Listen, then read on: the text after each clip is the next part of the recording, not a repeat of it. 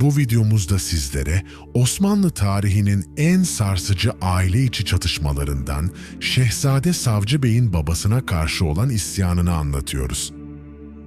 Henüz genç yaşta kendi hükümdarlığını ilan eden bir şehzade, babası tarafından bastırılan bir isyan, kör edilen bir evlat ve Osmanlı hanedanında yankılanan büyük bir trajedi. Yıl 1373, Osmanlı tahtında 1. Murat Hüdavendigar oturuyor. Devlet Balkanlarda ilerliyor, Anadolu'da ise beylikler arasında denge kurulmaya çalışılıyor. Ancak bu dış başarıların gölgesinde içeride bir çatlak büyümektedir. Şehzade Savcı Bey. Genç yaşta Bursa sancağına atanan Şehzade Savcı Bey, 1. Murat'ın Fuldane Hatun'dan olan oğludur. Osmanlı geleneğinde şehzadelerin sancaklara gönderilmesi, hem yönetim tecrübesi kazanmaları hem de halkla bağ kurmaları içindi. Ancak savcının Bursa'daki etkisi, zamanla bir şehzadenin ötesine geçmeye başladı. Halk arasında sevilen, çevresinde güçlü bir destekçi halkası oluşan bu genç şehzade, babasının da dikkatini çeker.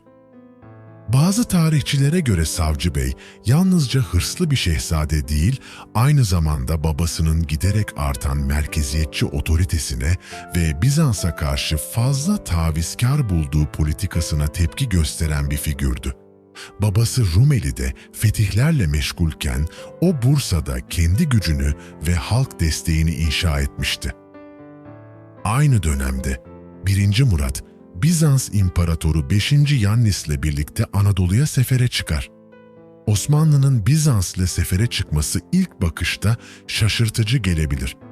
Ancak o dönemde Bizans, Osmanlı'ya haraç ödeyen vasal bir devlet konumundaydı. Sefer sırasında Bizans'ta da taht kavgası baş göstermişti. İmparatorun oğlu Andronikos babasına karşı ayaklanır ve kendi imparatorluğunu ilan eder. Bu karmaşadan cesaret alan Savcı Bey de harekete geçer.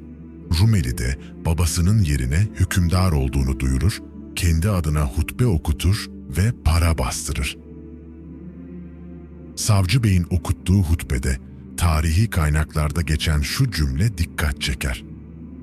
Bugünden sonra bu topraklarda adaletle hükmeden Allah'ın izniyle savcıdır. Bu cümle yalnızca bir siyasi iddiayı değil, aynı zamanda ilahi meşruiyet arayışını da yansıtır. Ayrıca para bastırması, Osmanlı siyasi geleneğinde çok net bir anlam taşır. Bağımsızlık ilanı. Zira bir hükümdarın adına hutbe okutmak ve para bastırmak onun egemenliğinin sembolüdür. Eğer bir şehzade kendi adına bu iki adımı atıyorsa artık babasının değil, kendi hükümdarlığını ilan etmiş demekti. 1. Murat haberi alır almaz seferi yarıda keserek hızla Rumeli'ye döndü. İstanbul yakınlarında Apikridium mevkiinde yapılan savaşta Murat'ın tecrübeli ordusu isyancıları bozguna uğrattı. Savcı Bey ise Dimetoka'ya kaçtı.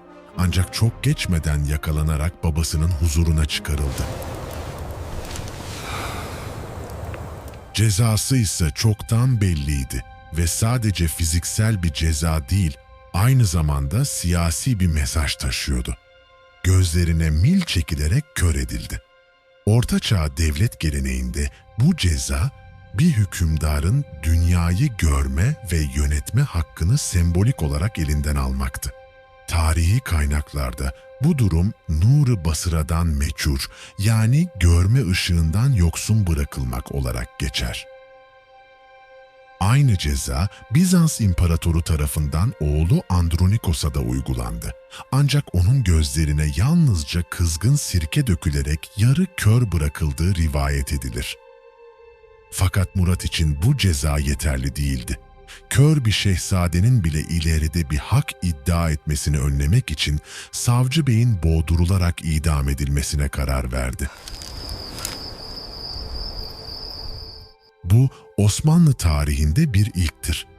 Bir baba için evladını öldürtmek korkunç bir karar olsa da Bir hükümdar için bu, devletin birliğini ve kendi otoritesini tehdit eden hiçbir unsura, kan bağı dahi olsa müsamaha gösterilmeyeceğinin net ilanıydı. Bu olay, devletin bekası her şeyden önce gelir anlayışının en sarsıcı örneği olarak tarihe geçti.